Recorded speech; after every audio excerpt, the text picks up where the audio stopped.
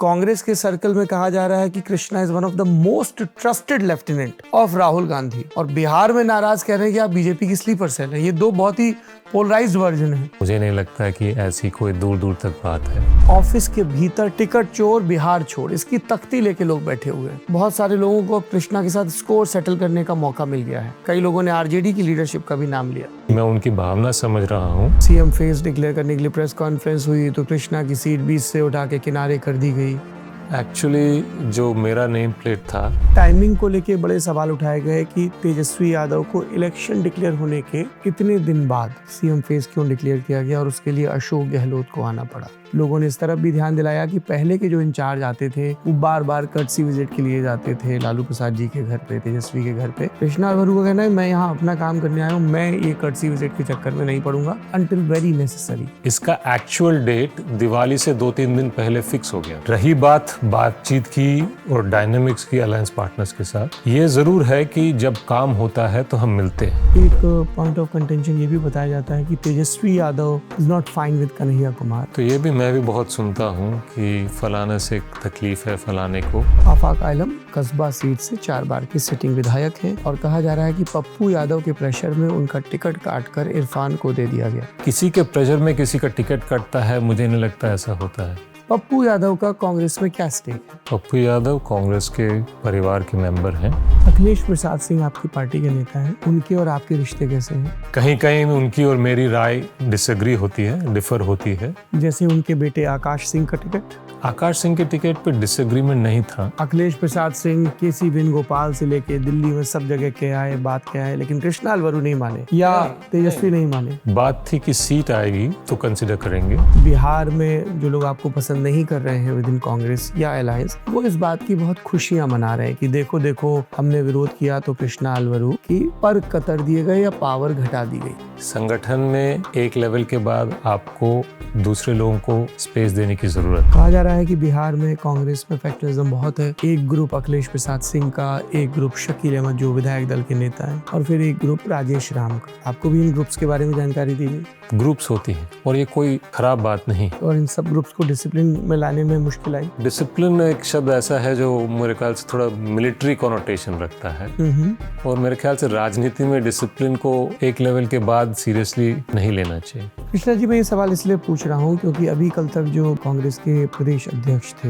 उनके बेटे ने एक फेसबुक पोस्ट की कल, कृष्णा अलवरू को ऑल इंडिया यूथ कांग्रेस के इंचार्ज पद से हटा दिया गया। ये देखकर अच्छा लगा। जिसकी फीलिंग्स हर्ट हुई हैं, जिसने ईमानदारी के साथ पार्टी के लिए काम किया है। कृष्णा, सेंटिमेंट हर्ट होना और ये इल्जाम लगाना कि प्रोग्राम और सर्वे से पैसे कमाए गए हैं, टिकट बेचे गए, ये दो बहुत अलग चीजें हैं। राजनीति में पहली बार नहीं हूँ, मैं काफी सालों से हूँ। एक और चैलेंजर हैं जनसुराज पार्टी के प्रशांत किशोर, जो जनसुराज शुरू करने से पहले कांग्रेस के रिवाइवल के प्लान में लगे हुए थे, प्रेजेंटेशंस भी हुए थे, सारी खबरें आई थी। कैसे देखते हैं आप जनसुराज पार्टी को बिहार में? जनता चाहती है कि जनरल खुद जंग में उतरे। जब आप खुद चुनाव नहीं लड़ते हो तो फिर जनता आपको उस सीरियसनेस से नहीं देखती थी जितना पहले देखती थी। जो आपका मेन चैलेंज है, एक तो बिहार के लोगों का इमेजिनेशन कैप्चर करना, पर उससे भी पहले कांग्रेस को आरजेडी की छाया से बाहर निकालना, कर पाएंगे? तो हम कांग्रेस के identity Brought to you by Saluja Gold, Rajniwas Premium Elaichi and Sensorant Kit.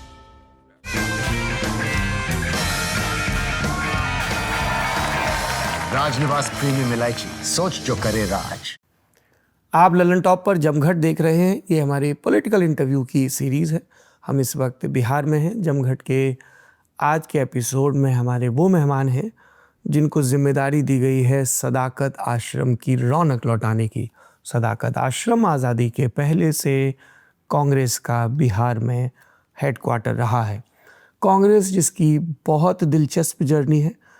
1967-69 के कुछ अपवादों को छोड़ दें तो 77 में पहली बार इसने मुकम्मल तौर पर सत्ता गंवाई, जिसके बाद कर्पूरी ठाकुर और तमाम नेताओं की सत्ता आई। 2.5 बरस के लिए 80 में कांग्रेस की वापसी होती है।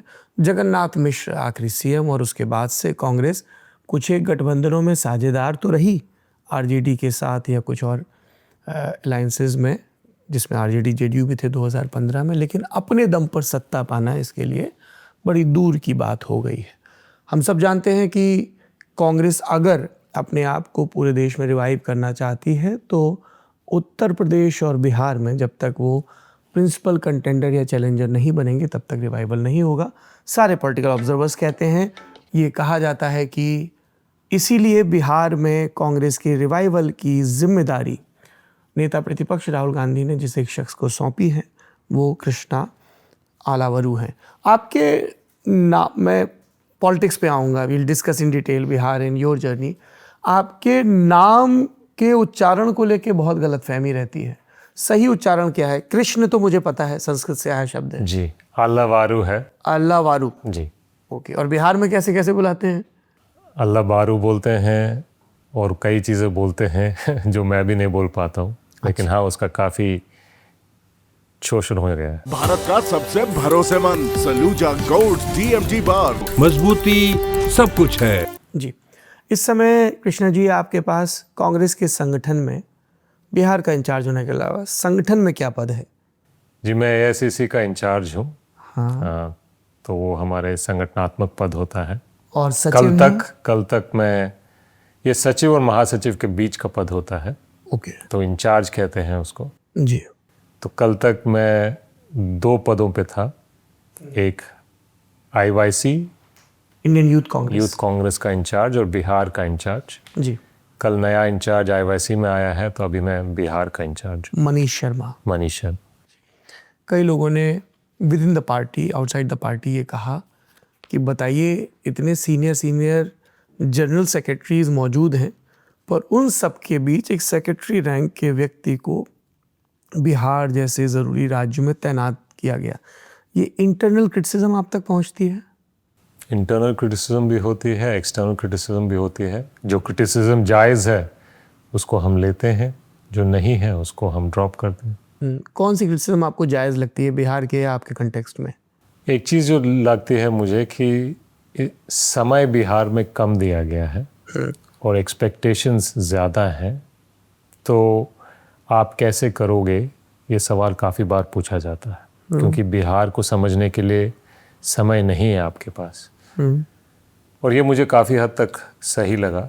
सीनियरिटी जूनियरिटी पे मैं बहुत ज़्यादा विश्वास नहीं रखता हूँ। एक्सपीरियंस मायने रखता है, लेकिन कमिटमेंट और साहस भी बहुत मैटर करता है। तो बिहार में मेरा प्रयास रहा है कि जो कम समय है उसमें जितना कर पाएँ करने का प्रयास किया है। कुछ ठीक हुआ है, कुछ कमियां हैं, लोग उनके बारे में बात करते हैं, तो जहाँ सुनना होता है सुनते हैं, और वो ज़रूरी है मेरे ख्याल से। ओके। आपने कहा समय कम दिया गया, मेरे ख्याल से आप फेब में यहाँ आ गए थे? हाँ, मैं फेब में आया था। क्या आपको कांग्रेस के रिवाइवल की बिहार में चुनौतियाँ लगती हैं? चैलेंजेस क्या हैं? 2 चीज़ें हैं। एक तो 40 साल से हम सत्ता में नहीं हैं और लगभग इसलिए लोगों का मोटिवेशन कम है, पब्लिक का विश्वास कम है, और हमें यूजुअली कोalition में माइनर पार्टनर मानते हैं, सीरियसली नहीं लेते थे। तो सबसे पहला चैलेंज ये है कि पब्लिक को आप विश्वास दिलाओ कि नहीं, कांग्रेस अभी अपने पैरों पे खड़ी होगी, चलने लगेगी और आगे दौड़ेगी भी। ये पब्लिक को भी विश्वास दिलाना की ज़रूरत थी, और कार्यकर्ता और पार्टी के नेताओं को भी। वो सबसे बड़ा चैलेंज था। और पार्टनर्स को? पार्टनर्स को तो है ही, वो पार्टनर्स के साथ हमारी फ्रेंडली इक्वेशन होती है, लेकिन साथ में तनाव भी रहता है, क्योंकि वो भी चाहते हैं कि वो ज़्यादा मजबूत बने। और अलायंस में जो पार्टनर्स होते हैं, जब एक पार्टनर बढ़ता है तो दूसरे पार्टनर कभी कभी लगता है कि वो घट रहा है, तो वो भी चैलेंजेस होती हैं। ये हर अलायंस में होता है, ये सिर्फ बिहार या इंडिया गठबंधन या कांग्रेस और अपने पार्टनर्स के बीच में नहीं है। ये नेचुरल डायनामिक्स है अलायंस पॉलिटिक्स का। पर ये बात अंडरलाइन की जा रही है कि नए पार्टनर्स को अकोमोडेट करने के लिए कुर्बानी कांग्रेस को ही देनी पड़ी। How do you respond to this? क्योंकि आप पिछली बार 70 सीटों पर लड़े थे जी। इस बार फ्रेंडली फाइट जोड़ दें तो कितनी सीटें हैं, या आप कहीं फ्रेंडली फाइट नहीं बची है? फ्रेंडली फाइट्स हैं अभी। हाँ, 61 सीट्स हैं 61। और उसमें फ्रेंडली फाइट वाली कितनी है? अभी 5 + 3 8। तो ये पूछा जा रहा है कि क्या ऐसी नौबत आई कि फ्रेंडली फाइट करनी पड़ी 8 सीटों पे? फ्रेंडली फाइट हम अलग अलग स्टेट्स में भी कर चुके हैं। Bihar is not the first state के हैं। कुछ चीज़ें रणनीति के हिसाब से फ्रेंडली फाइट्स होती हैं जहां हमें लगता है कि समीकरण हमें हेल्प करेगा, जैसे कहीं पे भी agree to disagree. Can you give us few examples? जैसे फॉर एग्जांपल हम देख रहे हैं कि हमारी एक सीट है कहलगांव, जी। वहाँ पे अभी 4 कॉर्नर्ड फाइट हो गया है, तो वहाँ पे हम वेट एंड वॉच मोड में हैं कि क्या होगा। तो उसमें हो सकता है कि फ्रेंडली फाइट में हमें फ़ायदा हो, तो वो उसको हम ऑब्जर्व कर रहे हैं, वो एक एग्जांपल है। बाकी जगह we are agreeing to disagree. Garibdas वाली सीट? हाँ, गरीबदास वाली seat I think friendly fight है। फाइट तो वैसे कोई फ्रेंडली होती नहीं है, लेकिन हमें विश्वास है कि वो सीट हम जीतेंगे। ओके। इस जैसे अब सीटों की बात कर रहे हैं, जाले की एक सीट है, जी वहाँ पे आपने टिकट दिया, लेकिन जो पिछली बार जिनको टिकट दिया था उन्होंने भी पर्चा भर दिया। जी, इस तरह के जो कैंडिडेट्स हैं उनको बिठाने की कोशिशें हो रही हैं? प्रयास होती है, कहीं पे लोग मानते हैं और कहीं पे नहीं मानते हैं। जाले वाले सीट पे मशकूर उस्मानी है हमारे, जी। यंग है, अपने तरह से डायनामिक है, तो उनको बातचीत चल रही है, अभी तक वो माने नहीं है, उम्मीद है कि वो मान जाएंगे। पीपल आर सेइंग कि पिछली बार उनकी एएमयू की बैकग्राउंड की वजह से और एक जो जिन्ना की कंट्रोवर्सी बिल्ड की गई उसकी वजह से पोलराइजेशन हुआ और महागठबंधन को नुकसान हुआ। Do you agree with this analysis? कहीं ना कहीं जो चीज़ को ब्लो अप किया गया था, हकीकत में उसमें मुझे लगता है कि उस लड़के का कोई गलती नहीं था, लेकिन पॉलिटिकल बेनिफिट के लिए उसको मुद्दा बनाया है, उसको ब्लो अप कर दिया है। और चुनाव के समय में माहौल इतना गर्म रहता है कि कभी कभी पब्लिक चीज़ों में बह जाती है। और हमारी एनालिसिस है, पार्टनर्स के एनालिसिस भी है कि उस फेक न्यूज़ की वजह से नुकसान हुआ। इसीलिए इस बार उनको टिकट नहीं मिला? नहीं, इस बार कुछ और कंसर्न्स थे, उस सीट में डायनामिक्स कुछ बदल गए थे, तो हमने एक और लड़के को कंसिडर किया। अनफॉर्चुनेटली उसकी गलती ना होते हुए भी वो विवादित बन गया था और हमें बहुत दुख हुआ कि वहाँ पे हमें उनको बदल कर किसी और प्रत्याशी को देना पड़ा। जी। वहीं से एक और बहस कल से सोशल मीडिया पे घूम रही है कि मुस्लिम समाज बिहार में 17% से ज़्यादा है। एक स्टेज है जिससे सीएम के तौर पे फेस डिक्लेयर किया गया तेजस्वी यादव को और डिप्टी सीएम के तौर पे फेस डिक्लेयर किया गया मुकेश सहनी को, लेकिन आरजेडी के बाद जो सबसे बड़ी पार्टी है नंबर ऑफ सीट्स कंटेस्ट करने के पॉइंट ऑफ व्यू से, उनकी तरफ से कोई फेस डिक्लेयर नहीं किया गया। इसके पीछे क्या वजह है? तो अगर आपने डिप्टी सीएम्स की घोषणा सुनी है, उसमें हमने ये कहा कि और भी डिप्टी सीएम्स होंगे। ये निश्चित है कि कांग्रेस से भी डिप्टी सीएम्स होंगे। कौन होंगे, कहाँ से होंगे, ये हम चुनाव के बाद डिसाइड करेंगे, लेकिन ये तय है कि कांग्रेस से होंगे। और जो मेजर कम्युनिटीज़ हैं उनको रिप्रेजेंटेशन देना महागठबंधन का प्रिंसिपल है। When you say major community, what do you mean? तो दोनों, धर्म और कास्ट दोनों। तो एक आप कह रहे हैं मुस्लिम समाज से होगा, और दूसरा नहीं, नंबर तो हमने तय नहीं किया, लिमिटेड नहीं है कि 2 ही होंगे या 4 होंगे, तो बाकी समाजों से भी होंगे। अच्छा, I will come back to this. लेकिन इस बात की टाइमिंग को लेके बड़े सवाल उठाए गए कि तेजस्वी यादव को इलेक्शन डिक्लेयर होने के इतने दिन बाद सीएम फेस क्यों डिक्लेयर किया गया और उसके लिए अशोक गहलोत को आना पड़ा। थियरीज बताई गई कि चूंकि कृष्णा लवरू कांग्रेस के लिए बहुत स्टैंड ले रहे हैं, इसलिए सब कुछ हंकी डोरी नहीं रहा between him and Tejashwi Yadav. लोगों ने इस तरफ भी ध्यान दिलाया कि पहले के जो इंचार्ज आते थे वो बार बार कर्टसी विजिट के लिए जाते थे लालू प्रसाद जी के घर पे, तेजस्वी के घर पे। कृष्णा लवरू का कहना है मैं यहाँ अपना काम करने आया हूँ, मैं ये कर्टसी विजिट के चक्कर में नहीं पड़ूंगा until very necessary. You take. Actually CM declaration जो था हमारा बहुत प्लान्ड हिसाब से हुआ। हमारी पहली गठबंधन की मीटिंग मिड अप्रैल में हुई थी। उसमें हमारा स्टैंड ये था कि जब सीट शेयरिंग और common minimum programme by and large final हो जाएंगे, उसके बाद सीएम फेस डिक्लेयर करेंगे फॉर्मली। और उस मीटिंग में भी इनफॉर्मली ये डिसाइडेड था कि सीएम फेस कौन होगा। It was a matter of declaration. Formal announcement का डिसीजन 3 हफ्ते पहले हुआ था और actual date of announcement Diwali से पहले हमने फाइनल कर ली थी। रही बातचीत की और डायनेमिक्स की अलायंस पार्टनर्स के साथ, ये ज़रूर है कि जब काम होता है तो हम मिलते हैं और उसमें कोई तनाव वाली बात नहीं। जब सीट शेयरिंग होती है, देयर आर टाइम्स कि आप डिस्कशन में होते हो और कभी कभी डिसएग्रीमेंट होता है, वो कोई बड़ी बात नहीं है, अलायंस डायनामिक्स का पार्ट है। बट ऐसा नहीं है कि कभी भी रिश्ता खराब हुआ है या आज भी खराब है। सो आई डोंट थिंक, वो कभी कभी मीडिया हाइप बना देती है। सो जो आप अनाउंसमेंट आपने कल सुना, इसका एक्चुअल डेट दिवाली से 2-3 दिन पहले फिक्स हो गया था, और उसका एक्चुअल निर्णय फॉर्मल अनाउंसमेंट की 3 हफ्ते पहले और इन प्रिंसिपल एग्रीमेंट अप्रैल से हो रहा है। तो ये कोई हड़बड़ी में हुई है, कोई पैनिक में हुई है, कुछ खराब हुआ रिश्ता इसीलिए हुआ है, ऐसा बिल्कुल नहीं। ये एक्चुअली बहुत गलतफहमी है बिहार में और अलग जगह पे, बट ये मैंने इसके पीछे जो सोच थी, जो प्रक्रिया थी, उसके बारे में मैंने आपको बताया। अखिलेश प्रसाद सिंह आपकी पार्टी के नेता हैं, राज्यसभा के सांसद हैं, उनके और आपके रिश्ते कैसे हैं? अखिलेश जी ने जो भी एडवाइस दिया है वो मुझे बहुत हेल्पफुल रहा है।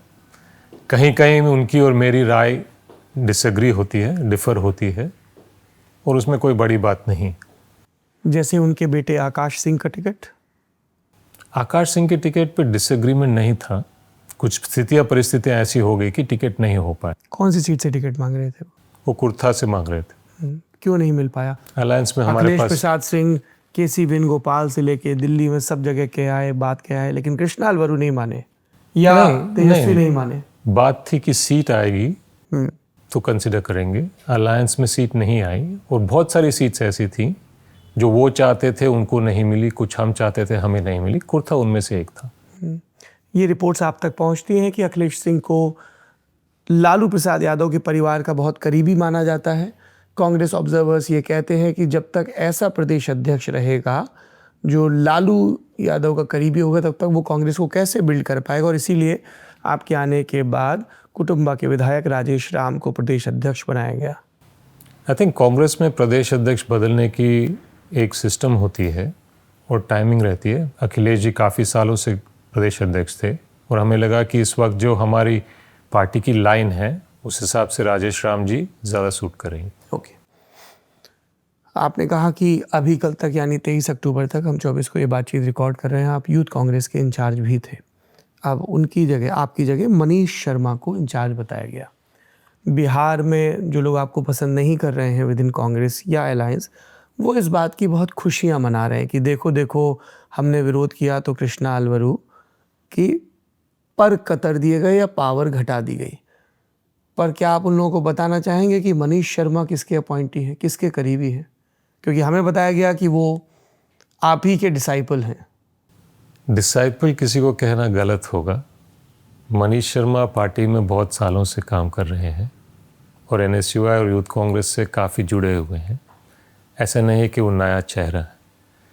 और रही बात कहीं पावर कम करने की या ज़्यादा करने की, संगठन में एक लेवल के बाद आपको दूसरे लोगों को स्पेस देने की ज़रूरत है। Was he your nominee?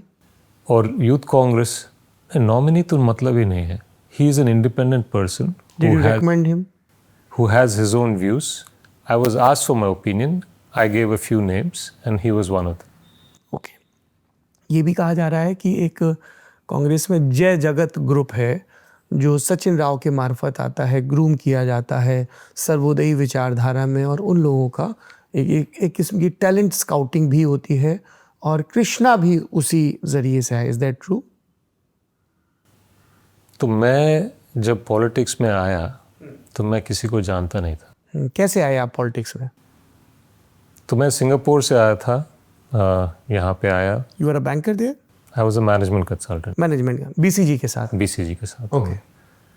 फिर यहाँ पे आके मेरा प्लान था कि मैं हेज फंड या फिर प्राइवेट इक्विटी फंड स्टार्ट करूँ। पॉलिटिक्स में दिलचस्पी थी, तो उस वक्त ट्रांसफॉर्मेशन करके कुछ नए आइडियाज़ शुरू हुए थे। उनके बारे में मैंने ऑनलाइन देखा, समझा, इंटरेस्टिंग लगा, और मुझे लगा कि यहाँ नीयत अच्छी है और आइडियाज़ भी अच्छे हैं। तो मैंने कहा कि मैं ट्राई करता हूँ कि इसमें थोड़ा योगदान दूँ, क्योंकि कांग्रेस पार्टी में किसी को जानता नहीं था, राजनीति में किसी को जानता नहीं था, तो थोड़ी दिक्कत हुई। ये किस साल की बात है कृष्ण? 2010 की बात। 10। तो मैं जाता था, ईमेल करता था, कॉल करता था, रिस्पॉन्स ठंडा ही रहता था। फिर 3-4 महीने के बाद मैंने कहा ये काम नहीं कर रहा, तो मैं दफ्तर में जाके खड़ा होना शुरू किया मैंने। फिर जो दिल्ली भी के ऑफिस में? हाँ, जो भी दरवाजे से गाड़ी तक जाता था उनके साथ जाते थे, मिलने का प्रयास करते थे, बात रखने का प्रयास करते थे। कोई सुनता था, कोई नहीं सुनता था। तो ऐसे ही करते करते कुछ दिन बाद कोई कुछ काम देता था, कुछ काम देता था, तो वैसे मैंने शुरू किया। तो ऐसा नहीं है कि कोई एक ग्रुप से आए हूँ या अलग से आए हूँ। और फिर जो जो काम देता था करते रह गए। हाँ, ये ज़रूर है कि आपके कुछ विचार कुछ लोगों से मिलती हैं, कुछ विचार कुछ और लोगों से मिलती हैं, क्योंकि आप भी अपने रिश्ते में देखते हो, अपने काम में देखते हो, अपने परिवार में देखते हो कि हर बार किसी भी एक व्यक्ति से 100% आपकी व्यूज़ मैच नहीं करती। तो ऐसे ही राजनीति में भी है, आप कुछ लोगों के साथ कुछ व्यूज़ मैच करती हैं, कुछ और लोगों के साथ अलग व्यूज़ मैच करती हैं। तो इसमें कोई न्यू या डिफरेंट बात नहीं है, या कोई सेट ट्रैक नहीं है कि वो यहाँ से आया, ये यहाँ से आया। आई थिंक काफ़ी लोगों का अपना ही रास्ता होता है और इंडिविजुअल होता है, यूनिक होता है। आप आंध्र प्रदेश के रहने वाले हैं? ओरिजिनली हाँ। ओरिजिनली, बाद में सेटल्ड इन कर्नाटका? नहीं, मेरे फादर फौज में थे, तो कभी मुझे रहने का मौका नहीं मिला, पढ़ने का मौका नहीं मिला। घूमता रहा, तो अलग अलग प्रदेशों में, अलग अलग शहरों में। जब बिहार की जिम्मेदारी दी गई तो किस तरह की, क्या ब्रीफिंग थी आपको? जाके पार्टी को मजबूत करो, और चुनाव आ रहे हैं तो चुनाव में अच्छा करो, और चुनाव के बाद? चुनाव के बाद दोबारा पार्टी का काम, पार्टी को मजबूत करो। आपको लगता है कि कांग्रेस वापस से प्रिंसिपल अपोजिशन या प्रिंसिपल रूलिंग पार्टी, क्या रोड मैप रहेगा? रोड मैप तो चुनाव के बाद काफ़ी अलग होगा परिणामों पे। अगर सरकार बनती है तो रोड मैप बहुत अलग होगा, अगर सरकार नहीं बनती है तो रोड मैप अलग होगा। तो अभी के लिए तो परिणाम के लिए रुक रहे हैं, उसके बाद आगे की रणनीति बनाएंगे। कहा जा रहा है कि बिहार में कांग्रेस में फैक्शनिज्म बहुत है। एक ग्रुप अखिलेश प्रसाद सिंह का, एक ग्रुप शकील अहमद जो विधायक दल के नेता हैं, और फिर एक ग्रुप राजेश राम का। आपको भी इन ग्रुप्स के बारे में जानकारी दी गई? कांग्रेस या कोई भी पार्टी हो, बिहार या कोई भी प्रदेश हो, ग्रुप्स होती हैं, और ये कोई ख़राब बात नहीं है, ये नेचुरल है।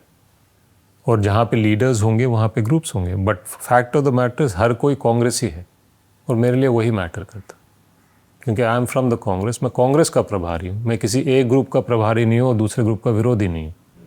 जब तक सब लोग कांग्रेस में हैं तो कांग्रेस के ग्रुप्स हैं, तो मुझे लिए वो फ़र्क नहीं पड़ता। और इन सब ग्रुप्स को डिसिप्लिन में लाने में मुश्किल आई? डिसिप्लिन एक शब्द ऐसा है जो मेरे ख्याल से थोड़ा मिलिट्री कॉनोटेशन रखता है, और मेरे ख्याल से राजनीति में डिसिप्लिन को एक लेवल के बाद सीरियसली नहीं लेना चाहिए। तो मेरा प्रयास ये रहता है कि कोऑर्डिनेशन बना के रखूं, और कहीं कहीं जब कोऑर्डिनेशन कम होती है तो मुझे अलग अलग ग्रुप से थोड़ा बात करके लोगों को कोऑर्डिनेट करने का प्रयास करना पड़ता। कृष्णा जी, मैं ये सवाल इसलिए पूछ रहा हूँ क्योंकि अभी कल तक जो भी कांग्रेस के प्रदेश अध्यक्ष थे, उनके बेटे ने एक फेसबुक पोस्ट की कल। मैं उसका हिंदी ट्रांसलेशन अपने दर्शकों के लिए बता देता हूँ। कृष्णा अल्लावरू को ऑल इंडिया यूथ कांग्रेस के इंचार्ज पद से हटा दिया गया। ये देखकर अच्छा लगा। ये भ्रष्ट आदमी कांग्रेस के प्रोग्राम और सर्वे से पैसे कमाता है। अगर कांग्रेस हाईकमान चाहता है कि कांग्रेस आगे बढ़े तो उन्हें कभी भी किसी राज्य का इंचार्ज नहीं बनाना चाहिए। बिहार कांग्रेस के कार्यकर्ताओं ने उन्हें बिहार के इंचार्ज पद से दिल से हटा दिया है। चुनाव के बाद उन्हें तुरंत हटा देना चाहिए। उन्होंने गुजरात, पंजाब और अब बिहार को बर्बाद कर दिया है। तो आकाश प्रसाद सिंह एक व्यक्ति हैं, लेकिन ये बात ज़रूर है कि हमारे हज़ारों कार्यकर्ता बिहार में, और बहुत सारे कार्यकर्ता टिकट की उम्मीद और आशा रखते थे, और उन्होंने काफ़ी मेहनत भी की। दिक्कत यह है कि टिकट एक ही को दे सकते हैं, और उस प्रक्रिया में काफ़ी लोग मिलते हैं। प्रयास हमारा रहता है कि टिकट की प्रक्रिया को हम जहाँ तक हो सके ठीक करें, मेरिट पे करें। और उसमें जब एक टिकट देते हैं तो बहुत लोग निराश होते हैं, सेंटिमेंट्स हर्ट होती हैं, फीलिंग्स हर्ट होती हैं। और हर एक कार्यकर्ता जिसकी फीलिंग्स हर्ट हुई हैं, जिसने ईमानदारी के साथ पार्टी के लिए काम किया है, उनको मैं दिल से कहना चाहता हूं कि आपके उम्मीदों पे मैं खरा नहीं उतरा हूं, उसके लिए मुझे भी दुख है। लेकिन मेरा काम है कि जितना मैं समझ पाता हूं उस हिसाब से निर्णय लूं। और जो भी कार्यकर्ता पार्टी के लिए काम करता है और उसकी सेंटिमेंट्स जेन्युइनली हर्ट हुई हैं, उसके लिए मैं हमेशा खड़ा रहूँगा। कृष्णा, सेंटिमेंट हर्ट होना और ये इल्ज़ाम लगाना कि प्रोग्राम और सर्वे से पैसे कमाए गए हैं, टिकट बेचे गए, ये दो बहुत अलग चीज़ें हैं। One can disagree with your style of leadership, but आपके कैरेक्टर पे, आपकी फाइनेंशियल इंटीग्रिटी पे सवाल उठाना, it's a very serious allegation within the party framework. तो एलिगेशन लगाने से मैं किसी को रोक नहीं सकता, लेकिन एलिगेशन में कोई सब्सटेंस, कोई एविडेंस, कोई प्रूफ होगा तो मैं ज़रूर जवाब दूंगा। Okay, as you see, it is a statement, it is an opinion, and हो सकता है कि वो पर्टिकुलर व्यक्ति किसी चीज़ से नाराज़ हो और लगाए। अगर कोई भी एविडेंस हो, कोई भी प्रूफ हो, तो I am happy to answer it. अभी राजनीति में पहली बार नहीं हूँ, मैं काफ़ी सालों से हूँ, और पैसे बनाने का शौक़ होता तो शायद मुझे राजनीति में आके गलत काम करके पैसे कमाने की ज़रूरत नहीं थी मुझे। Will there be any disciplinary action against him? I don't see the need for disciplinary action against somebody who's probably not even a party member. जी, He is the leader of a party. He's the son of a party leader. But as far as I know, he's not a party member. Okay. एक और audio है, बहुत viral हो रहा है। आफाक आलम, आफाक आलम कस्बा seat से 4 बार के सिटिंग विधायक हैं और कहा जा रहा है कि पप्पू यादव के प्रेशर में उनका टिकट काटकर इरफान को दे दिया गया। तो आफाक आलम जी का वो राय है, पार्टी ने उनका टिकट ज़रूर काटा है, और वो निर्णय के पीछे काफ़ी चीज़ें थी, और अल्टीमेटली जो सामूहिक फैसला था सीईसी में जो हुआ था वो ये था कि उनका टिकट काट के किसी और को देना। किसी के प्रेशर में किसी का टिकट कटता है, मुझे नहीं लगता ऐसा होता है। अगर एग्जाम्पल दूं तो पप्पू यादव जी पूर्णिया से सांसद हैं, पूर्णिया शहर का जो टिकट गया है वो उनके हिसाब से नहीं गया। तो जहाँ पार्टी को जो निर्णय सही लगा, किसकी क्या राय थी वो सुन लेते थे, लेकिन पार्टी को जो ठीक लगता था वो निर्णय सामूहिक होता था। तो ऐसा नहीं कि किसी के दबाव में आके कोई टिकट दिया जाता है अगर हमें मेरिट उस डिसीजन में नहीं दिखता है। ये मैं इसलिए भी पूछ रहा हूँ, दैनिक भास्कर अखबार ने आफाक आलम और आपके प्रदेश अध्यक्ष हैं राजेश राम, उनके बीच की बातचीत का पब्लिकेशन किया है ऑडियो के बेस पे, जिसमें आफाक आलम कह रहे हैं कि बताइए क्या करें, यहाँ बैठे हुए हैं। तो वो बोल रहे हैं कि हम साइन करके दे दिए, प्रभारी जी के पास है। वो पूछ रहे हैं क्या खेल हो रहा है, तो राजेश राम कह रहे हैं खेल हाथी घोड़ा सब हो रहा है। आफाक कह रहे हैं ऊपर खबर कर दीजिए, तो वो बोल रहे हैं अभी पप्पू यादव लगा हुआ है। तो आफाक पूछ रहे हैं पप्पू यादव हमारी पार्टी में है क्या? पप्पू यादव का कांग्रेस में क्या स्टेक है? पप्पू यादव कांग्रेस के परिवार के मेंबर हैं, जैसे बाकी मेंबर हैं, उनका भी एक स्पेस है। तो निर्दलीय चुनाव जीते, उनको तो टिकट ही नहीं मिला था, उनको अपने आप को असर्ट करना पड़ा। हाँ, निर्दलीय चुनाव लड़े थे क्योंकि उस वक्त सीट शेयरिंग में सीट आई नहीं थी, और वो मेरे आने से पहले की बात है।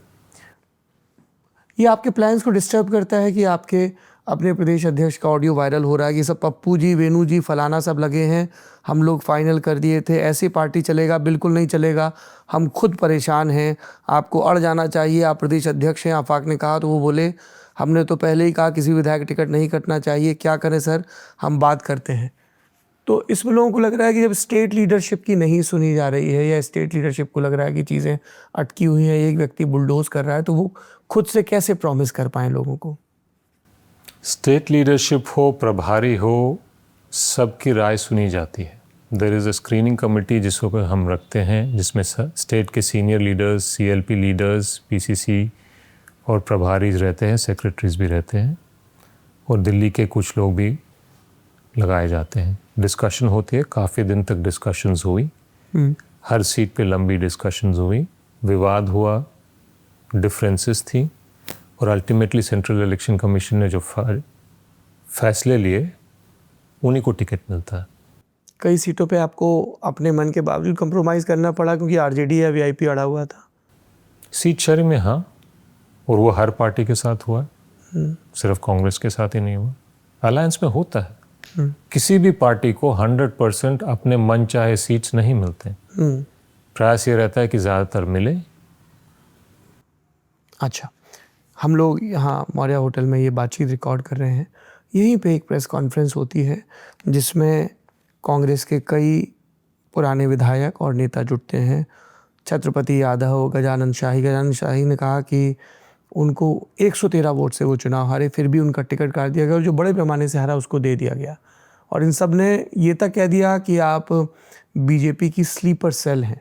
तो ये हम लोगों को एज अ पॉलिटिकल रिपोर्टर समझ में नहीं आ रहा है कि एक तरफ कांग्रेस के सर्कल में कहा जा रहा है कि Krishna is one of the most trusted lieutenant of Rahul Gandhi, और बिहार में नाराज कह रहे हैं कि आप बीजेपी की स्लीपर सेल हैं। ये दो बहुत ही पोलराइज्ड वर्जन है। जी, मैं अपने आप को कांग्रेसी मानता हूँ और कांग्रेस में मेरे को लगभग 15 साल हो गए। तो स्लीपर सेल होने का तो लोगों का राय रह सकता है, लेकिन मुझे नहीं लगता है कि ऐसी कोई दूर दूर तक बात है। रही बात नाराज़गी की, जैसे मैंने कहा, जब किसी का टिकट कटता है या किसी को टिकट नहीं मिलता है और उन्होंने पार्टी के लिए काम किया है, तो जायज़ है कि उनके सेंटिमेंट्स हर्ट होते हैं और मैं उन सेंटिमेंट्स को रेस्पेक्ट करता हूँ। लेकिन उनकी हर बात कही हुई सच है ये भी ज़रूरी नहीं है। और ऐसी जो प्रेस कॉन्फ्रेंस की बात आप कर रहे हो उसमें काफ़ी बातें कही गई, मेरे ख्याल से नाराज़गी में कही गई, उसमें बहुत सारी बातों में कोई सच्चाई नहीं है। कौन है इन प्रोटेस्ट के पीछे? अखिलेश सिंह का गुट है, क्योंकि ऑफिस के भीतर टिकट चोर बिहार छोड़, इसकी तख्ती लेके लोग बैठे हुए हैं। कहा जा रहा है कि ये बहुत सारे लोगों को अब कृष्णा के साथ स्कोर सेटल करने का मौका मिल गया है। कई लोगों ने आरजेडी की लीडरशिप का भी नाम लिया। मुझे नहीं पता कि इसके पीछे कौन है, और मेन चीज़ ये है कि जो लोग कर रहे हैं, जब तक उनकी सेंटिमेंट्स निकल रही हैं और एक दायरे के अंदर निकल रही हैं, तो मैं उनका वो हक मानता हूँ। और हमारी party up to a point views को एक्सप्रेस करने पे विश्वास रखती है, और मैं इसीलिए इस चीज़ को एक्सेप्ट कर रहा हूँ, क्योंकि मैं जानता हूँ कि इनमें से बहुत लोग ने पार्टी के लिए बहुत समय दिया है और उनके एक्सपेक्टेशंस हम मैच नहीं कर पाए, तो उनको अपनी बात रखने का मौका मिलना चाहिए। लेकिन एक लेवल के बाद मेरे ख्याल से पार्टी का भी पेशेंस ख़त्म होता है। Almost sounds like a warning to them. Warning नहीं है। आई थिंक मैं दोनों पक्ष रख रहा हूँ कि मैं उनकी भावना समझ रहा हूँ, लेकिन हर संगठन की एक गरिमा होती है, तो उसको भी लोगों को ध्यान में रखना चाहिए। अच्छा, एक तरफ और ध्यान दिलाया जा रहा है कृष्णा जी कि जब 24 सितंबर 2025 को सदाकत आश्रम में नेता प्रतिपक्ष राहुल गांधी ने प्रेस कॉन्फ्रेंस तो उन्होंने कहा कि मैंने लोकसभा में 2 मुद्दे उठाए हैं। पहला, देश में जातिगत जनगणना हो, और जो 50% की रिजर्वेशन की दीवार है हम उसको तोड़ के फेंक देंगे, ये बात उन्होंने कही। और सोच ये कि जो अति पिछड़ा, दलित, अल्पसंख्यक है, उनको जितनी भागीदारी मिलनी चाहिए नहीं मिलती है। इसके बाद लोगों ने कांग्रेस की टिकट की लिस्ट उठाई और उसमें ध्यान दिलाया कि 36% अति पिछड़ी आबादी है, उन्हें सिर्फ 7 सीटें दी गई। तो जो बात राहुल गांधी सदाकत आश्रम की प्रेस कॉन्फ्रेंस में कह गए, वो कांग्रेस की टिकट लिस्ट में क्यों नहीं दिखी? देखिए, किसी भी संगठन में टिकट का जो सीट का आर्किटेक्चर होता है उसको 6 महीने में बदलने में बहुत दिक्कत है। अगर आप पिछले बार के चुनाव 2020 से कंपेयर करेंगे तो हमने काफ़ी ड्रामेटिक शिफ्ट्स किए। तब लगभग आधी टिकट्स, लगभग 50% टिकट्स अपर कास्ट को गई थी। इस बार उस संख्या को कम करके हम 33% तक लेके आए। अति पिछड़ा टिकट पिछले बार 2020 में सिर्फ 1 दिया गया था और वहाँ भी जमानत जब्त हुई थी। इस बार जैसे आपने कहा कि 7 दिए जी। इस बार हमने ओबीसी का भी बढ़ाया, 14 सीट है। हाँ, माइनॉरिटी भी रिप्रेजेंटेशन हमने मेंटेन किया है। तो जो बात वो कह रहे हैं, अगर 6 महीने में हम इतना बड़ा उस डायरेक्शन में कदम लिए हैं, तो ये बिल्कुल दिखाता है कि हम सीरियस हैं इस बात को लेके और समय के साथ इस इम्बैलेंस को और भी सुधारेंगे।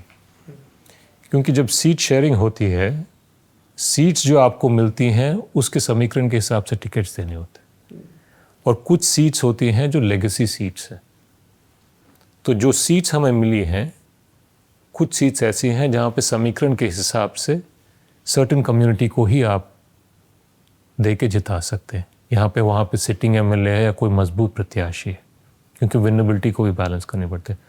लेकिन 6 महीने में और एक चुनाव में 50% से ले जाकर 33% तक लाने में, इम्बैलेंस सुधारने में बहुत बड़ा कदम मानता हूँ मैं। ये आसान नहीं था हमारे लिए।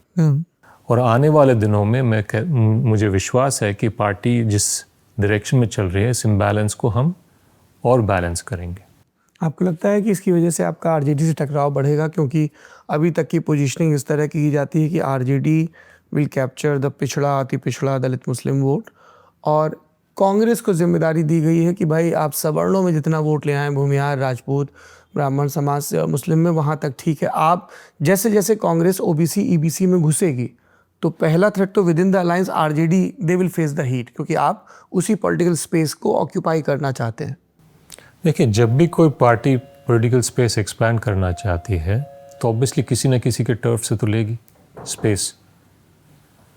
जो स्पेस अभी बिहार में है वो जेडीयू के पास ज़्यादा है, आरजेडी के पास है, बीजेपी के पास है। अगर हम ग्रो करेंगे तो कहीं ना कहीं इन्हीं पार्टी से हमें स्पेस लेना होगा। तो इसमें कोई नई बात नहीं है और ये ऑब्वियसली कहीं ना कहीं टकरार होगा। अच्छा, टिकट्स की बात हो रही है। नौकरी दो, पलायन रोको यात्रा, ये कन्हैया कुमार इसमें लगे हुए थे। इस बात पे बहुत चर्चा हुई कि वो खुद इस बार चुनाव नहीं लड़ रहे हैं। 2 बार लोकसभा लड़ चुके हैं, एक बार बेगूसराय से और एक बार दिल्ली की एक सीट से। उनके टिकट पे चर्चा हुई थी। कन्हैया से हमने पूछा था कि वो लड़ना चाहते हैं कि नहीं। वो बहुत क्लियर थे कि इस बार वो पार्टी के लिए प्रचार करना चाहते हैं, काम करना चाहते हैं, खुद नहीं लड़ना चाहते। एक पॉइंट ऑफ कंटेंशन ये भी बताया जाता है कि Tejashwi Yadav is not fine with Kanhaiya Kumar. उनके नाम से, उनके दखल से बार बार उन चीज़ों की तरफ ध्यान दिलाया जाता है कि जब यात्रा निकल रही थी तो पप्पू यादव और कन्हैया कुमार, इन दोनों को स्पेसिफिकली रथ पर चढ़ने से रोका गया। तो ये भी मैं भी बहुत सुनता हूँ कि फलाने से तकलीफ़ है फलाने को, लेकिन मेरी बातचीत में ऐसा कोई इंडिविजुअल स्पेसिफिक इशू नहीं निकल के आया। अच्छा, ये ज़रा फ्रेंडली फाइट का सर बता दीजिए, क्योंकि इसको लेके बड़ा कार्डन में भी, जैसे अभी हमारे रिपोर्टर ग्राउंड पे 5-6 टीमें हमारी, तो वोटर भी जो महागठबंधन के पक्ष के, वो ये कह रहे हैं कि ये लोग पटना में इतने दिन से मिल रहे हैं, इतने महीनों से मिल रहे हैं, ये लोग क्यों नहीं तय कर पाए और हम अब क्या करें। जो आपका वोटर है वो ये सवाल पूछ रहा है। तो असली बात, समझने वाली बात यह है कि हाथी निकल गया है और पूंछ अटकी हुई है। तो हमें ये ध्यान रखना है कि 95% से ज़्यादा सीट में कोई विवाद नहीं है, कोई फ्रेंडली फाइट नहीं। 5% सीटों में हम फ्रेंडली फाइट ज़रूर कर रहे हैं और उनमें भी सीरियस कंटेंशन जहाँ पे है, we will take decisions based on that. जैसे उदाहरण के लिए हमें लगता है कि बछवाड़ा हम जीतेंगे और उसमें हम पूरी ताकत लगाएंगे। उसमें हमारे लेफ्ट पार्टीज़ के साथ अंडरस्टैंडिंग नहीं हो पाई, सीपीआई के साथ। तो इसमें हम बछवाड़ा को हम छोड़ना नहीं चाहते थे और उनको लगता था कि उन्होंने पिछले बार लड़ा तो वो उनको रखना है। तो यहाँ पे एक एग्जाम्पल है जहाँ पे हमने फैसला किया कि let us agree to disagree. पर इसमें कन्फ्यूजन ये है कृष्णा कि फ़र्ज़ करिए कि बेगूसराय में राहुल गांधी और तेजस्वी यादव की रैली होती है, वहाँ के सारी विधानसभाओं के लिए महागठबंधन के नाम पे वोट मांगा जाता है, लेफ्ट के भी नेता मौजूद हैं। अब बछवाड़ा में आप किसके लिए वोट मांगेंगे? तो आपको पता चल जाएगा कि बछवाड़ा में इस बार हम गरीबदास के लिए वोट मांगेंगे। वो स्टेज से अनाउंस किया जाएगा महागठबंधन के? मैं टीवी पे अनाउंस कर रहा हूँ या यूट्यूब पे अनाउंस कर रहा हूँ, तो स्टेज से तो करेंगे। अच्छा, और कहलगांव में प्रवीण कुशवाहा के लिए? कांग्रेस पार्टी प्रवीण कुशवाहा के लिए खड़ी है। सुल्तानगंज में ललन यादव। ये मैं वो सारी सीटें गिनवा रहा हूँ, इसमें वारसलीगंज और लालगंज तो आपने मैनेज कर लिए, लेकिन सिकंदरा, कहलगांव, सुल्तानगंज, ये सीट और वैशाली, ये 4 पे अभी भी कंटेंशन है। 4 पे आरजेडी के साथ, आरजेडी के और वीआईपी के साथ भी कुछ एक सीटों पे है। नहीं, सीपीआई के साथ है। सीपीआई के साथ। इंटरेस्टिंग। एक बात ये भी पूछी जा रही है कि अगर हाइपोथेटिकली आपने कहा कि आप पावर में आते हैं तो एक डिप्टी सीएम आपकी तरफ से भी कम होगा। अगर पावर में नहीं आते हैं तब रोड मैप क्या होगा? क्योंकि आगे तो फिर संघर्ष ही संघर्ष है।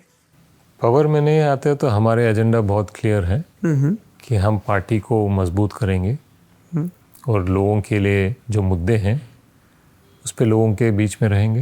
ये बहुत सिंपल हमारा है, क्योंकि अगर पावर में आते हैं तो हमें पार्टी ग्रोथ और गवर्नेंस दोनों पे बैलेंस करने की ज़रूरत है। अगर नहीं आती है तो हमारी मेन रिस्पॉन्सिबिलिटी लोगों के बीच में रह के पार्टी को मजबूत करना है। किस तरह के चैलेंजेस आप देखते हैं ट्रेनिंग के लेवल पे, नैरेटिव के लेवल पे, नेता के लेवल पे, सोशल कॉम्बिनेशन के लेवल पे? क्या कांग्रेस लैग करी है जिसको ठीक किया जाएगा बिहार के केस में स्पेसिफिकली? अभी बिहार के स्पेस में हमारे पास बहुत अपॉर्चुनिटीज़ हैं। एक तो बिहार, क्योंकि यहाँ पे कास्ट की काफ़ी मायना रहता है पॉलिटिक्स में खासकर, तो हमें कास्ट कॉम्बिनेशन तो ठीक करना ही पड़ेगा, क्योंकि हमारे संगठन में इम्बैलेंस है और उसको हम जाते जाते संतुलन में लाना चाहते हैं। किस तरह का इम्बैलेंस? सवर्णों की भरमार? अभी फ़िलहाल हम सवर्णों की तरफ ज़्यादा टिल्टेड हैं, तो हम उसको और बैलेंस करना चाहते हैं। सवर्णों में भी हमारे पास बहुत टैलेंट है, मजबूत टैलेंट है, मजबूत कार्यकर्ता है। उनकी भी कदर करते हुए हमें परिवार में और लोगों को लाना चाहिए जिनको पहले स्पेस कम मिला था, तो उनके लिए स्पेस हम ज़्यादा बढ़ाएंगे। लेकिन हमारे पार्टी में जो मजबूत लोग, चाहे वो किसी भी धर्म के हो, किसी भी समाज के हो, उनको प्रोटेक्ट करके उनकी ग्रोथ भी पार्टी की जिम्मेदारी है। उसके अलावा ट्रेनिंग एक अहम पार्ट होता है। अगर आपको पार्टी को लॉन्ग टर्म में ग्रो करना होता है और कमिटेड आपकी काडर ज़रूरत है। अल्टीमेटली राजनीति में जब तक आप लोगों के बीच में जाके लोगों के साथ उनके मुद्दों पे खड़ा नहीं रहोगे तो लोग आपसे जुड़ेंगे नहीं। तो एजिटेशन, धरना प्रदर्शन, इश्यू बेस्ड मूवमेंट्स ये मैटर करेंगे। और फाइनली जो मुझे लगता है कि हर पार्टी के ग्रोथ के लिए ज़रूरी है, वो ये है कि हमें अपने पार्टी के अंदर टेक्नोलॉजी और प्रोसेसेस की भी ध्यान रखनी पड़ेगी। तो इन सब चीज़ों को हम आगे ध्यान में रखते हुए आगे बढ़ना चाहते हैं। ओके, ये मैं अब लास्ट लेग में हूँ, बस 2 सवाल मेरे और हैं। एक, यहाँ पे हमने देखा कि आपको खास तौर पे टारगेट किया जा रहा है ना। आप एयरपोर्ट पे आते हैं, वहाँ भगदड़ और मारपीट का एक वीडियो आता है। कौन है इसके पीछे? क्या लगता है? आपकी इतनी पॉलिटिकल इंटेलिजेंस है, आपने भी इन्वेस्टिगेट किया होगा। एयरपोर्ट के इंसिडेंट्स के पीछे बहुत साफ था, कुछ लोगों की टिकट कटी थी और वो नाराज़ थे। और ये बिहार में सिर्फ कांग्रेस पार्टी में होता है या सिर्फ कृष्णा अलावारू के साथ होता है, ऐसा नहीं है। हर पार्टी के सामने आप अगर जाएंगे टिकट के वितरण के बाद, नाराज़ मायूस लोग होते हैं और उनका गुस्सा निकालने का तरीका अलग अलग होता है। तो मुझे एक इंसिडेंट या 2 इंसिडेंट से नहीं लगता है कि कोई बवाल हो गया है। ये पॉलिटिक्स में बहुत नेचुरल, ऑलमोस्ट मैं कहूँगा, नेचुरल तो नहीं कहना चाहिए, लेकिन ये कॉमन है। Common I think is a better word. Resentment का एक्सप्रेशन और टारगेट करने वाली बात, जब आप किसी जिम्मेदार पद पे हो और आप निर्णय लेते हो तो उस निर्णय की जिम्मेदारी भी खुद ही को लेनी पड़ती है। आप उस प्रक्रिया में हो जिसमें आपका एक भूमिका है निर्णय लेने में। निर्णय अल्टीमेटली पार्टी का होता है, लेकिन प्रभारी होने के नाते जिम्मेदारी मुझे ही लेनी पड़ती है। अगर लोग नाराज़ हैं, जिन्होंने पार्टी के लिए बहुत समय दिया है, बहुत काम किया है, पैसे लगाए हैं, परिवार से दूर रहे हैं, तो उनका गुस्सा जायज़ है। तो वो गुस्सा निकलेगा तो मुझे तो उसका फेस करना ही पड़ेगा। सारा पर्चा कृष्णा के नाम पे फटेगा। राजेश राम, अखिलेश सिंह, शकील, जिम्मेदारी तो प्रभारी को लेनी ही पड़ेगी। तो मैं प्रभारी हूँ तो जिम्मेदारी तो मैं ही लूँगा। और मेरा काम एक लेवल पे ये भी है कि स्टेट के लीडर्स को भी प्रोटेक्शन दूँ। तो इसमें कोई बड़ी बात नहीं है, मुझे कोई उसमें बिटरनेस वाली बात नहीं है बिल्कुल भी। खबरें तो आप भी पढ़ते होंगे कि सीएम फेस डिक्लेयर करने के लिए प्रेस कॉन्फ्रेंस हुई तो कृष्णा की सीट 20 से उठा के किनारे कर दी गई। एक्चुअली जो मेरा नेम प्लेट था वो कहीं और था और मैं जहाँ बैठा था किसी और की सीट थी। वो मैं नहीं चाहता था कि वो कोने में बैठे, इसलिए मैंने अपनी सीट उनको दी। और फिर उसको एकदम से ब्लो अप कर दिया गया। नहीं, ब्लो अप वो नॉन इश्यू था। अच्छा, वोट अधिकार यात्रा होती है। अररिया में राहुल गांधी जी से सवाल पूछा गया, तेजस्वी को सीएम फेस डिक्लेयर करना है, तो उन्होंने कहा बहुत अच्छे तरीके से पार्टनरशिप बनी है, सारी पार्टियां जुड़ के काम कर रही हैं, कोई टेंशन नहीं, परस्पर सम्मान है, एक दूसरे की मदद हो रही है, तो मज़ा भी आ रहा है। वैचारिक और राजनीतिक रूप से हम जुड़े हैं, कमिटमेंट नहीं किया। कई लोगों ने कहा कि खासतौर पे IRCTC स्कैम में जब चार्ज फ्रेम हुए उनके ऊपर, तो ये कांग्रेस के अंदर ये हिचकिचाहट भी है कि अगर हम तेजस्वी को आगे करेंगे तो जो रूलिंग अलायंस है वो करप्शन को एक बार फिर से मुद्दा बना सकता है। कोई जिच थी, क्योंकि यही सवाल आपसे भी पूछा गया 10 सितंबर को, तो आपने कहा कि बिहार का CM बिहार की जनता चुने तो अच्छा है, ये आपका स्टेटमेंट है। ये 2 स्टेटमेंट और फिर फाइनली तो लोगों ने कहा कि जब RJD अड़ गई, तेजस्वी अड़ गए कि जब तक आप हमको CM डिक्लेयर नहीं करेंगे मैं सक्रियता से प्रचार नहीं करूंगा पूरे महागठबंधन के लिए, तब कांग्रेस को एक स्टेप पीछे लेना पड़ा, खासतौर पे कृष्णा को, और इसीलिए अशोक गहलोत को भेजा गया। आप इंचार्ज हैं, आप यहाँ ऑलरेडी थे, पर एक सीनियर आदमी को जो लालू यादव के परिवार से बातचीत करे और चीज़ों को फिलहाल के लिए शांत कर दे। एक तो CM के फेज के पीछे क्या प्रक्रिया थी मैंने आपको डिटेल में समझाया। ये निर्णय किसी पैनिक में या किसी के दबाव में आके नहीं किया गया, ना किसी के अड़ने पे किया गया। अप्रैल से ये बात तय थी कि सीट शेयरिंग जब होगी और कॉमन मिनिमम प्रोग्राम जब फिक्स होगा तब ये डेट फिक्स होगा। और IRCTC की चार्जेस से इससे लेना देना ही नहीं है, क्योंकि उससे पहले ही फॉर्मल अनाउंसमेंट का डिसीजन दिल्ली में हो गया था कांग्रेस पार्टी के अंदर। एक्चुअल डेट 23 जो था, लोगों को लगता है कि पिछले 24 घंटे में पैनिक रिएक्शन था, नहीं, दिवाली से पहले 2-3 दिन पहले ये डेट फिक्स थी। इम्पॉर्टेंट बात यह है कि आपने IRCTC की बात की थी और करप्शन की बात की। अगर करप्शन से किसी को घबराना है बिहार में, तो वो बीजेपी को सबसे पहले घबराना है, क्योंकि उनके खिलाफ एलिगेशंस मतलब क्लियरली हैं। सम्राट चौधरी हो, दिवेश मिश्रा हो, उनके MLAs हों, उनके मंत्री हों, हर लेवल पे करप्शन एक्सपोज किया है। CAG के रिपोर्ट तक ने कहा है कि इस गवर्नमेंट में बड़े लेवल पे भ्रष्टाचार हुआ है। तो करप्शन से अगर किसी को घबराना है तो रूलिंग डिस्पेंसेशन को घबराना है। और आज हिंदुस्तान में लोग जानते हैं कि ED, CBI, IT जो केसेस हैं वो ज़्यादातर पॉलिटिकल ओपोनेंट्स को टारगेट करने के लिए किए जाते हैं। तो उससे हम लड़ते आ रहे हैं, लड़ेंगे, उसमें कोई घबराने वाली बात नहीं है। और CM फेज पे जो कन्फ्यूजन या ये है वो NDA में है। हम ये कह रहे हैं कि हमारा प्लान ये है, बिहार के लिए विजन ये है, एजेंडा ये है, रोड मैप ये है, और हमारी टीम ये है जो उसको इम्प्लीमेंट करेगी। दूसरे साइड से अगर आप ध्यान से देखें तो ना ये कह रहे हैं कि वो बिहार के लिए क्या करने वाले हैं, ना वो ये कह रहे हैं कि करेगा कौन हमारे तरफ से। नीतीश कुमार जी मुख्यमंत्री हैं या नहीं हैं, या रहेंगे या नहीं रहेंगे, इस पे वहाँ पे क्लैरिटी नहीं है। स्पष्टता से कहते हैं कि नीतीश कुमार जी चुनाव तक मुख्यमंत्री रहेंगे, उसके बाद हम देखेंगे। और हम सब जानते हैं कि आज नीतीश कुमार जी CM की जो जिम्मेदारी है उसको निभाने में उनकी हेल्थ कंडीशन अलाउ नहीं करती है। और सरकार पिछले कई महीनों से बीजेपी बैकडोर से चला रही है। जो क्राइम का ग्राफ बढ़ रहा है, जो करप्शन बढ़ रहा है, इस सब के पीछे बीजेपी का हाथ है।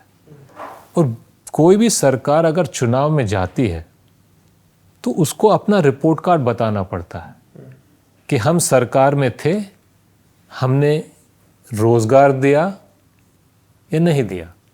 तो रोजगार पे रिपोर्ट कार्ड फेल है, रोजगार नहीं दिया।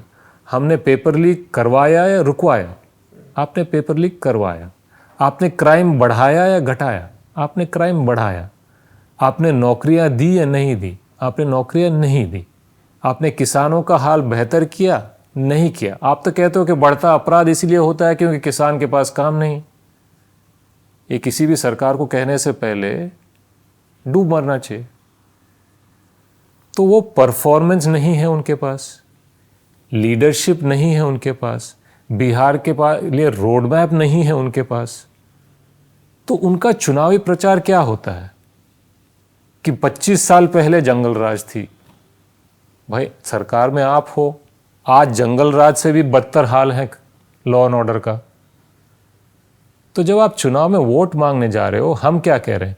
हम कह रहे हैं बिहार के महिलाओं के लिए हमारा ये एजेंडा है, बिहार के युवाओं के लिए ये एजेंडा है, बिहार के गरीबों के लिए ये एजेंडा है, बिहार के भूमिहीनों के लिए ये एजेंडा है, बिहार के अति पिछड़ों के लिए ये एजेंडा है, बिहार के जो वंचित दलित हैं उनके लिए ये एजेंडा है, बिहार के किसानों के लिए ये एजेंडा है, बिहार के लिए ये एजेंडा है, शिक्षा के लिए ये एजेंडा है, स्वास्थ्य के लिए ये एजेंडा है। हम पॉजिटिव एजेंडा लेके जा रहे हैं जिससे हमें लगता है कि बिहार एक बेहतर जगह बनेगा। और हम ये कह रहे हैं कि इस एजेंडा को लागू करने के लिए यंग फेसेस हैं। सामने से क्या बात आती है? सामने से बात आती है जंगल राज। भाई आप सरकार चला रहे हो, आप बताओ तो सही आपने क्या किया है। अगर आपने नहीं किया तो बताओ कि नहीं किया है, फिर देखते जनता क्या है। आपको लगता है ये जो नैरेटिव है कि 1990 से 2005 के बीच जंगल राज था, do you agree with this? मैं ये मानता हूं कि आज जंगल राज चल रहा है। 1990 से 2005 में क्या हुआ बिहार के लोगों को याद नहीं है, बीजेपी के लोग याद दिलाने की कोशिश करते हैं। असली जंगल राज आज है। आपके बड़े बड़े बिजनेसमैन दिन दहाड़े पटना में गोली मारा जाता है उनको। True. कोई भी महिला सुरक्षित महसूस नहीं करती है। गोलियां चलती हैं। वहां पे आपने देखा होगा कि फ्लाईओवर से लोग जीप से उतर के गोली चला रहे हैं दिन दहाड़े। जंगल राज तो आज चल रहा है। कृष्णा, एक और चैलेंजर हैं जनसुराज पार्टी के प्रशांत किशोर, जो जनसुराज शुरू करने से पहले कांग्रेस के रिवाइवल के प्लान में लगे हुए थे, प्रेजेंटेशंस भी हुए थे, सारी खबरें आई थी। कैसे देखते हैं आप जनसुराज पार्टी को बिहार में? जनसुराज पार्टी के आइडियाज़ अच्छे थे और उन्होंने बहुत मेहनत की, लेकिन मुझे लगता है कि कहीं ना कहीं उन्होंने जो इमेज बनाया है और उन्होंने जिस तरह से लोगों को टिकट्स दिए हैं उसमें कहनी और कथनी में फ़र्क थी। और कहीं ना कहीं मुझे लगता ये भी है कि जनता चाहती है कि जनरल खुद जंग में उतरे। जब आप खुद चुनाव नहीं लड़ते हो तो फिर जनता आपको उस सीरियसनेस से नहीं देखती थी जितना पहले देखती थी। तो ये दो तीन चीज़ें लगी मुझे, और कहीं ना कहीं जिस लेवल का विश्वास वो जीतना चाहते थे मेरे ख्याल से वो जीत नहीं पाए। इन फ्यूचर कभी अलायंस की पॉसिबिलिटी है? फ्यूचर में तो पॉसिबिलिटीज़ के बारे में अभी कोई भी चीज़ हाँ या ना कहना कोई मतलब नहीं है। चुनाव के सरकार बनेगी तो रणनीति बहुत अलग होगी, सरकार नहीं बनेगी तो रणनीति बहुत अलग होगी। वो 14 नवंबर के बाद हम सोचेंगे। जो आपका मेन चैलेंज है, एक तो बिहार के लोगों का इमेजिनेशन कैप्चर करना, पर उससे भी पहले कांग्रेस को आरजेडी की छाया से बाहर निकालना, कर पाएंगे?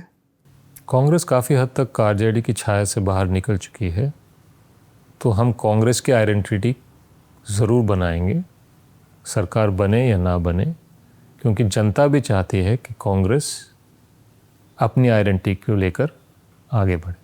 So Krishna is here to stay in Patna, in Bihar, even after elections. Time will tell, but जब तक पार्टी रखेगी तब तक मैं अपना काम करूँगा। थैंक यू सो मच इतना वक्त देने के लिए। जमघट में आप सुन रहे हैं कृष्णा अलवारू को, जो बिहार में कांग्रेस के इंचार्ज हैं और जिनके ऊपर कांग्रेस के रिवाइवल की जिम्मेदारी है। ये पूरी बातचीत आपको कैसी लगी कमेंट बॉक्स में ज़रूर बताइए। लोकतंत्र के नए नए पाठ जो बिहार सिखा रहा है, हम सीखने की कोशिश कर रहे हैं संवाद के जरिए। सिलसिला चलता रहेगा। शुक्रिया। अभी लेके आए सेंसोडेंट के टूथ का करंट गॉन तो लाइफ का करंट ऑन।